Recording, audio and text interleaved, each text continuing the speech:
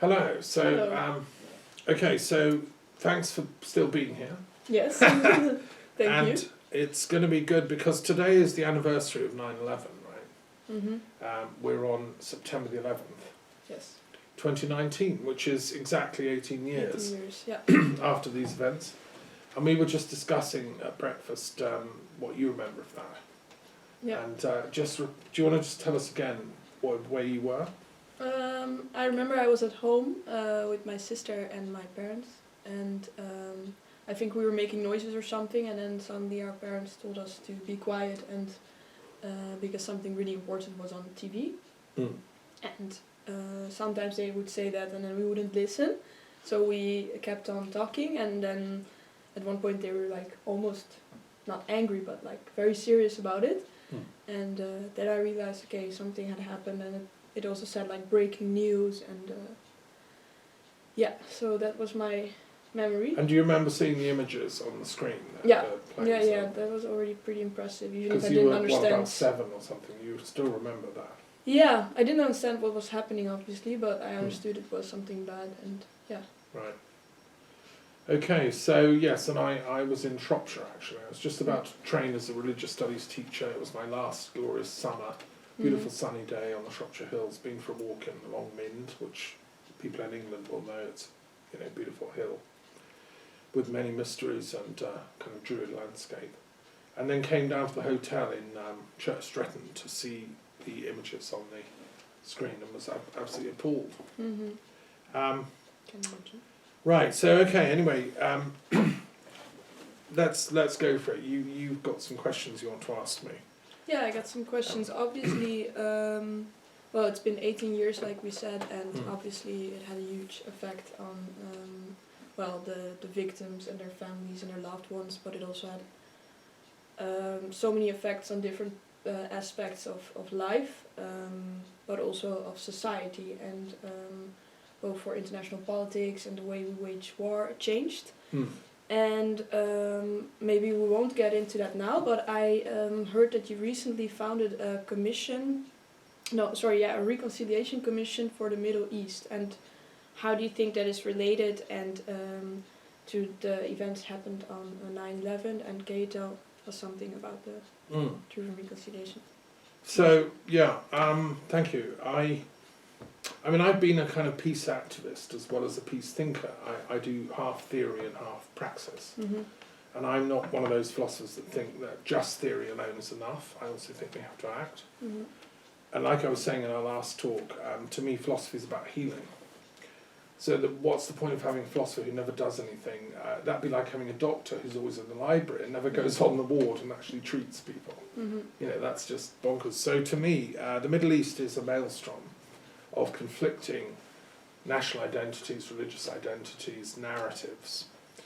Most tragically, Israeli and Palestinian narratives have clashed at a really fundamental level, and they seem to be irreconcilable in the minds of some protagonists.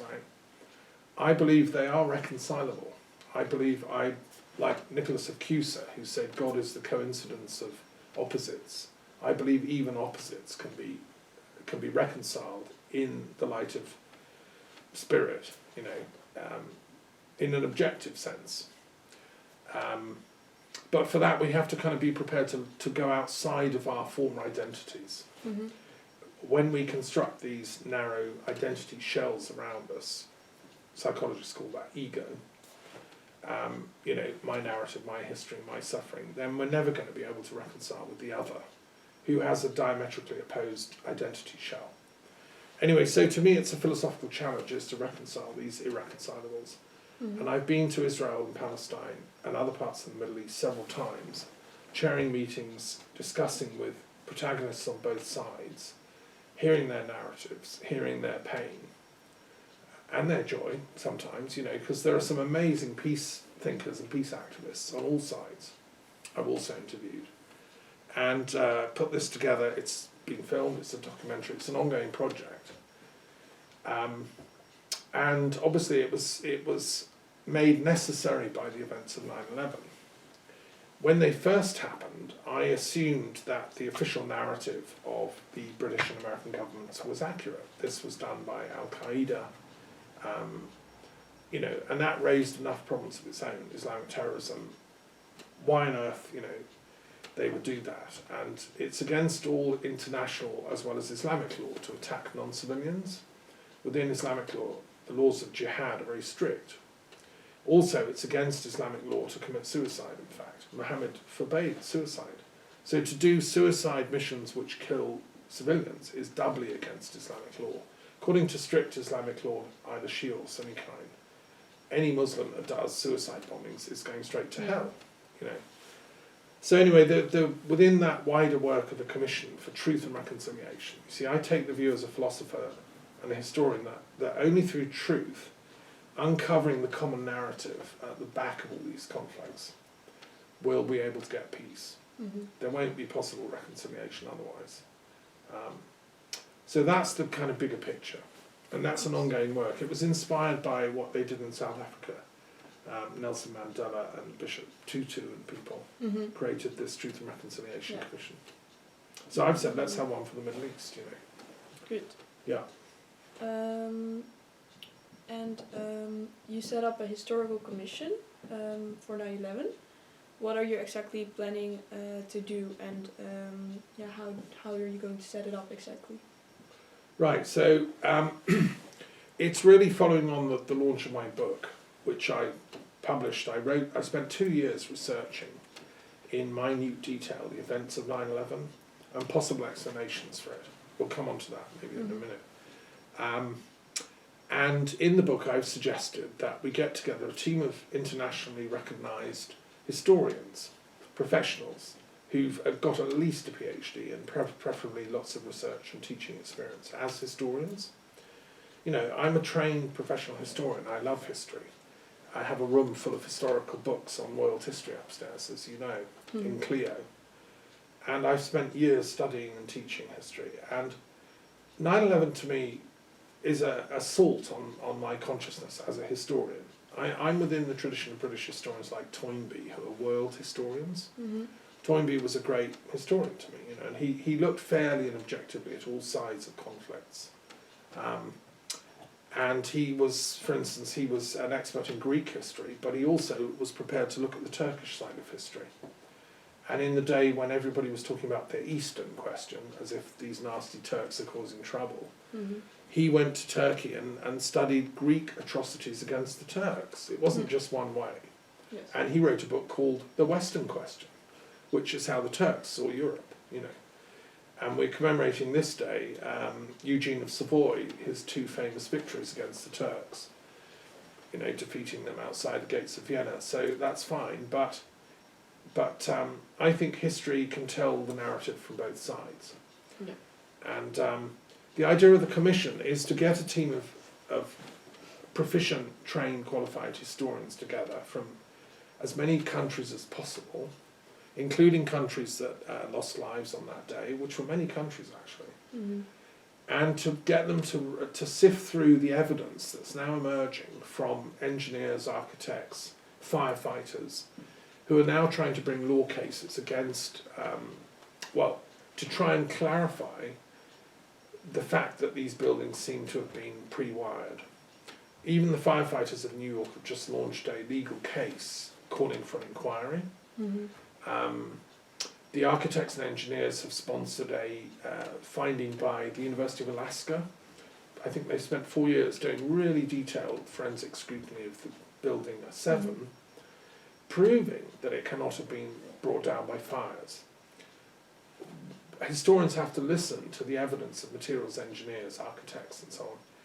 And therefore the implication is if it wasn't brought down by the fires caused by plane impact, then what caused it, right? And that raises huge historical questions. And so the commission will investigate all that, historically and forensically. Hitherto, historians have not got involved in this. I'm the first historian to actually raise my head above the parapet 18 years later and say, look guys, historians need to get involved in this. Because it's ridiculous. When I was studying at the University of London in history, we spent endless seminars discussing the origins of World War I, for instance, or the origins of World War II, you know, who caused it, who was responsible.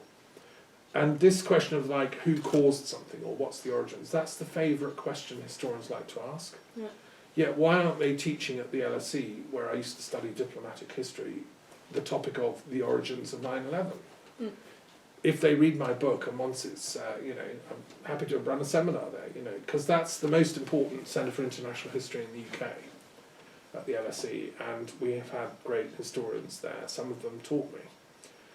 So I think historians need to finally come together and ask these really important questions. Look at the evidence, and until we know, suspend judgment. Mm-hmm. That's what I was taught as an academic historian. And on that note, in your book you also propose some hypotheses of what you possibly think could be the causes of 9/11. Can you tell something more about that? Yes, okay. So the book began from this heavily gnawing feeling inside that what we were being told in the official narrative was simply could not be factually the case. Mm-hmm. And as I looked more and more into it and examined more and more evidence, you know, I realised with a growing clarity, like a sunrise, that the official doctrine that we're told, which is 19 Al-Qaeda people destroyed the Pentagon, well, they attacked part of the Pentagon with a plane, they brought down 3 huge towers in New York with only 2 planes, and they were going to then attack, you know, the White House. And they did all this with 19 people armed only with, like, little box cutters that you use to cut, you know, cardboard or something. And they were all masterminded by bin Laden, who was in a cave in Afghanistan, right? Now that's the official narrative to this day, but it's so full of holes that it is non-historical. It is therefore a lie, historically speaking. Now somebody therefore is withholding and covering up the truth, and as a historian I have a forensic duty, you know, to find out what actually caused it. I'm suspending judgment, and in the book I've gone carefully through the various hypotheses, but the foundational hypothesis underlying the research is the official story is not true. That's my starting hypothesis, and I believe that is verifiable, factual and evidential. But, you know, so that is kind of the starting hypothesis I'm coming from. But if somebody comes before the commission and is able to prove 100% that no, that is true, then obviously that's fine. You know, I mean, as a proper historian, I'll say, well, okay, fine, you've proved it.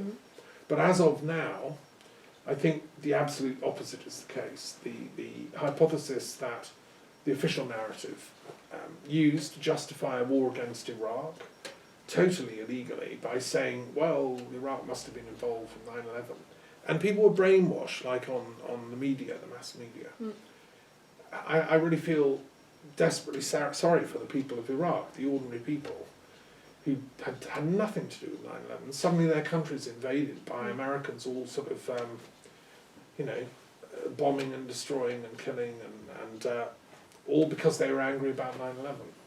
Well, if it turns out that, you know, clarifying who was responsible for 9/11 becomes a hugely important international political series of questions to ask. And as historians, we have a duty to ask them. I feel a bit like a latter-day Herodotus, the founder of history, who asked these questions in the middle of the huge conflict between Greece and Persia.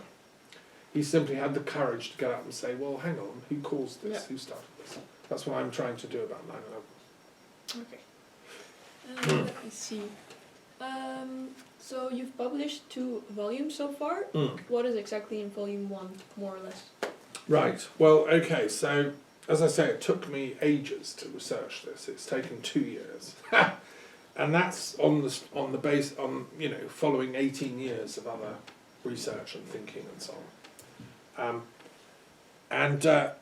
So I've called the book, taking Kant's phrase, a prolegomena, which means a forward to. I don't have the temerity to say I've presented the definitive history of 9/11 because historians need data, resources, evidence. We don't have that about 9/11. We're kind of operating in the dark with one hand tied behind our backs, right? So I call this a prolegomena to a history of 9/11. Critical questions, critical times. A historical and philosophical study of 9/11. That's the title, right? And in volume 1, I've set out a series of parts. And the first part is, I ask the question, well, why history? Why does history matter in this? And I do a kind of personal introduction about why I'm interested as a historian. I've always loved historian work, and ever since a boy, growing up in Sussex, you know, my father used to take me to the battlefields of the English Civil War and imbued me with this love of history. He was descended from people from Warwick, and my family tree goes back to the time of Queen Elizabeth I, at least, and before that to the Norman Conquest. So I grew up with a sense of history. And so, you know, then I talk about the silence of historians. Why are not more professional historians talking out about this? And I don't know, is it to do with the deficit of courage, or another thing is it's because this is a question for world historians. And I trained as a world historian at the University of London. I did my degree in world history. So I feel a duty to do this, and I hope other colleagues will join me. And why do you think it is that other scientists haven't addressed this? Well, I think it's partly the way that history has become institutionalised within academia. It's become very, very specialised, like most branches of academia. So historians specialise in one little branch of history. They do a PhD on, say, Japanese trade negotiations of the 1920s or something. And then they just stick to their little bit of expertise, and they teach just that. Whereas to look at the history of 9/11, as you'll see when I go through it, it requires huge global joined up thinking about historical issues. And that's a dying art, it seems. There is a World History Association, which I've been involved with. There are some great world historians, but there aren't enough of us, and there aren't enough academic courses you can do international world history in. I mean, I don't know in Holland whether you have centres of world history. You must do. Probably, yeah. Yeah. I'm not sure. Okay. So, so I talk about Herodotus and what he meant by history. It's just a Greek word for inquiries. He was trying to inquire into the origins of East-West conflict. So right from the beginning it was a peace project. And so I'm saying, well, let's get it working again. I love Herodotus, and I've been to Turkey, where he came from, was then Asia Minor, and he was active at that time. I'm a Hellenist, so... and in my PhD, obviously, which prepared me for this, I researched the history of the Cold War in detail, but the intellectual history of the Cold War. And this is like a new Cold War that's suddenly burst on us, And then I talk about the craft of history. What is history? Well, it's hypotheses of explanation. And one of the key things in the philosophy of history is causality, what causes things.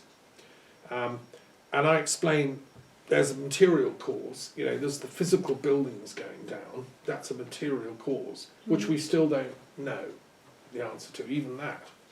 But then there's the kind of psychological cause, somebody wanted those buildings to be destroyed, irrespective of the loss of life it would cause.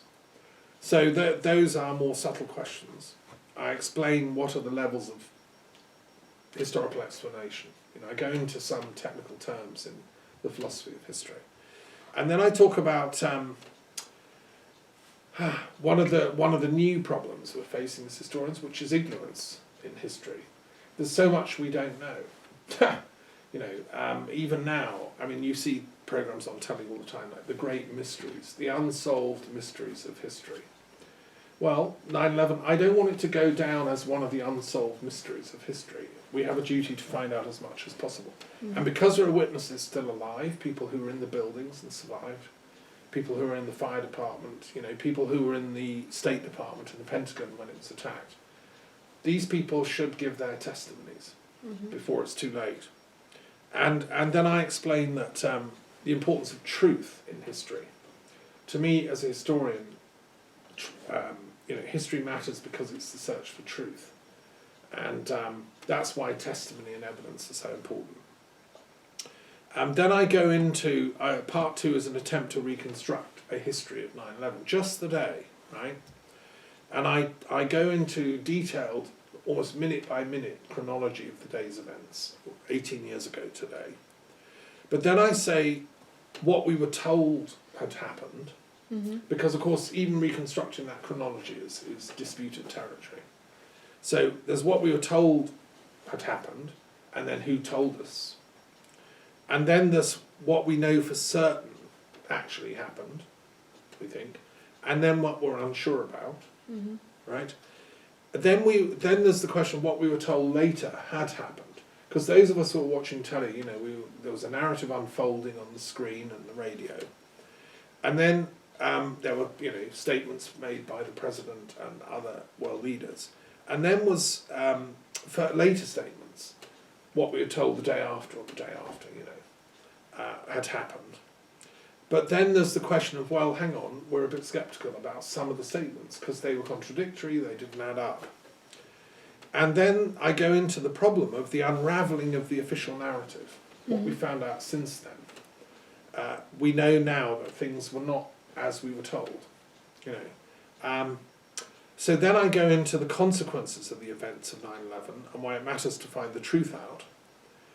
And the problems, I mean, on the strength of all that, the US then invaded Afghanistan, a country I love and have many students who've been from Afghanistan. It's an amazing country, right? Incredible Sufis and poets and musicians, and suddenly, you know, raining bombs yet again. And then there was the invasion of Iraq. So thousands and thousands, hundreds of thousands of lives have been lost as part of a revenge for 9/11. What I would have done, had I been the president, is I would have had a really deep, I would have set up this historical commission immediately, got the truth. Before you go to war, you have to be absolutely sure, you know, on the basis of what you're going to war about. And we're not.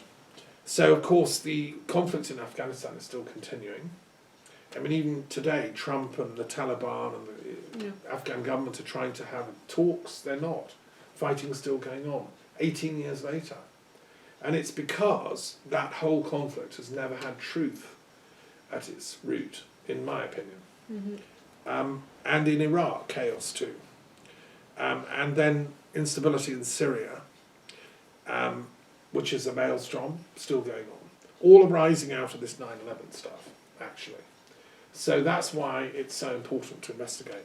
Then in part 3, it's a very important part for historians, I go into the sources of evidence for a comprehensive history of 9/11.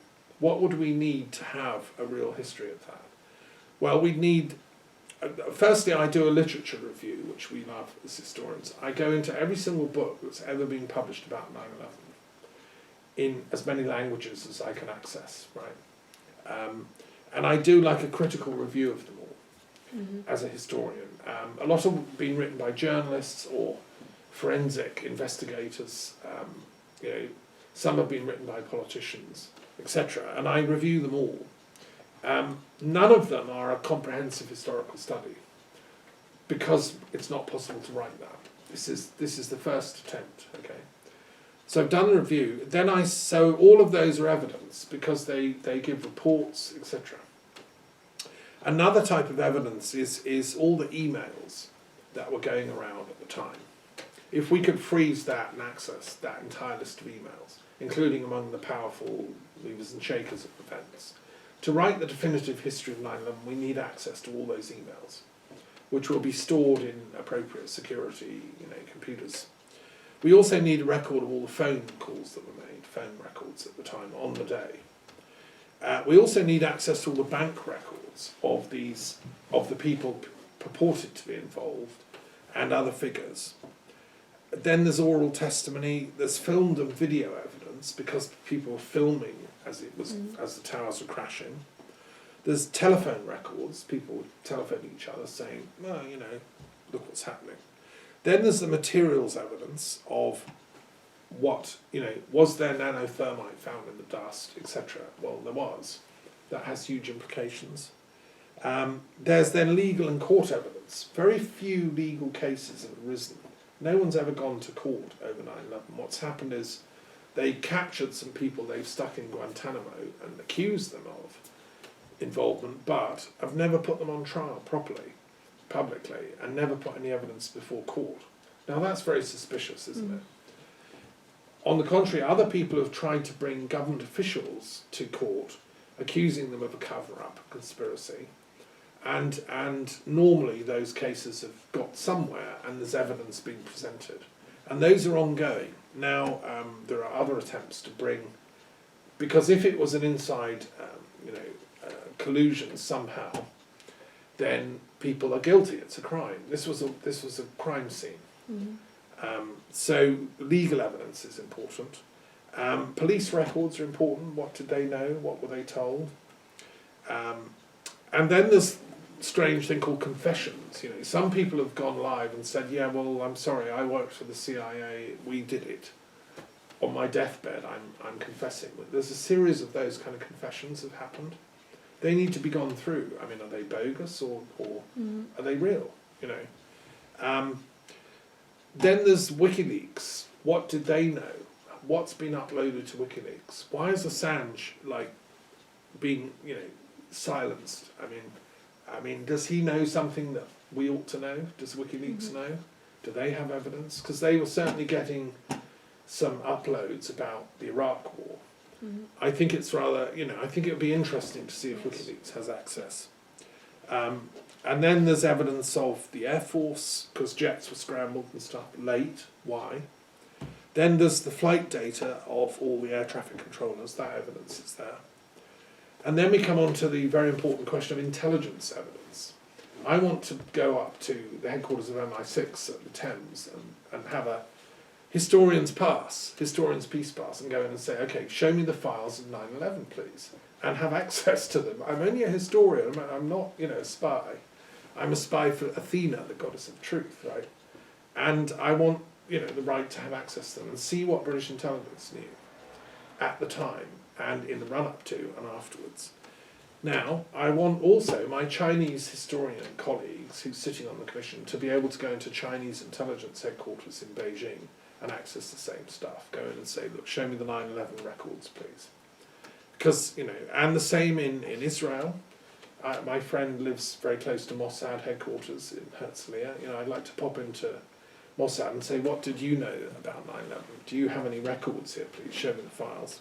And the same in Saudi Arabia, because there was evidence of some kind of Saudi pre-knowledge of what was going on, which has come out. And the same in all the other countries involved, US, etc. And historians do get access to intelligence. Colleague Christopher Andrew, best historian of British intelligence, he's just written, he's a historian of intelligence. He's written amazing books about British intelligence. He ought to be on the commission, actually, because he really knows his stuff. And people like Sir Christopher Andrew and their equivalents in other countries should be on this commission, because I suspect that at the end of the day, this was an intelligence-led operation. It needed planning, foresight, like pre-wiring a building is hugely difficult and complicated. You had to bribe somebody to do it. Somebody paid an awful lot of money to hire the people that stuck the nanothermite in the columns and things. Well, that's all an intelligence-led operation. Well, which intelligence services? Who authorised that? At what level of operational command? Those are the kinds of questions that intelligence historians need to unravel. People like Christopher Andrew and their equivalents in other countries. And we, the people of planet Earth, deserve to know this. Because at the moment we've been pushed into a very dark space of not knowing by this cabal of, I would call them rogue intelligence operatives. To me, whoever did 9/11, they're not genuine intelligence operatives, they're rogue ones. And so it's a coup against the collective intelligence of the planet. Then we need fire department records, and also access to USA government cabinet records, which are a matter of, historians can get access to this stuff. What was said within the cabinet discussions on the day and the following days. What was said, within the president's own private rooms in the White House, which are normally recorded. Also the Secret Service, what their evidence is. And there's also psychiatric and psychological evidence. Have people gone to their psychiatrist and said, "Look, I've had a breakdown because I know something that I shouldn't know." my husband, who works for the Secret Service, told me he heard the president say, good job, or whatever. Like, we need to be able to access, because it's a medical matter. Also, the medical evidence of the hospitals of America, as bodies are brought in, what did they see? Then there's the question of lost or tampered evidence, which I go into, and also destroyed evidence. Why, it looks it's very odd. This crime scene was immediately roped off, nobody was allowed in, and then all the evidence was whisked away by trucks going in and out, taking every single scrap of the building they could and shipping it off to China and elsewhere. All the steel that had been smelted in the incredibly hot fires, it was all whisked away. And that's all evidence that was destroyed and tampered with. Well, who by? This is what we as historians need to find out. Who authorised that operation? And where did it go? Is there any still left? Fortunately, a lot of people gathered some of the materials, and there's enough that was found. Then there's financial evidence, the records of trading that was going on. That's like the electronic transfers of money around that time. Records of the security firms involved with, somebody was charged with protecting those buildings. If somebody had had access and was pre-wiring them, then who was in charge of those security firms? What do the logs show? Then there's the evidence given to the Chilcot Commission, which was set up in the UK. I don't know if you know about that. No. Lord Chilcot, who is a historian, he's a member of the House of Lords, and he was asked, he was a diplomat, civil servant for many years. He was asked to chair a commission of inquiry that was set up under Gordon Brown when he was Prime Minister, Labour Prime Minister. But it wasn't into 9/11, it was into the Iraq War in 2003. It was good, it was well done, and they had on camera Lord Chilcot and a panel of people interviewing everybody they could think of about the 2003 thing. But in my opinion, and I wrote to Lord Chilcot at the time, it was deflected from asking the really important questions, which was, obviously 9/11 was a casus belli for 2003. There's no hiding that as a historian. It was used as such. So they should have asked of these witnesses, including Tony Blair, Prime Minister, and others, how did you in your mind give the authorisation to go to war against Iraq in 2003 in relation to the earlier events 2 years before, in 2001? That question was never asked. It was like it was off the table. And the UK government spent, £60 million on this commission of inquiry, and they never asked the right questions. So I'm saying, revive that, and the evidence that was given, some of it was given in secret to the Chilcot Commission, is still relevant, and really the question is, why was it never allowed to ask those questions? Then there's another load of questions historians need to ask, which is, why have quite a few witnesses and personnel who've whistleblowed about 9/11, why have they been found dead? There's a whole list of people that have spoken out saying this was an inside job.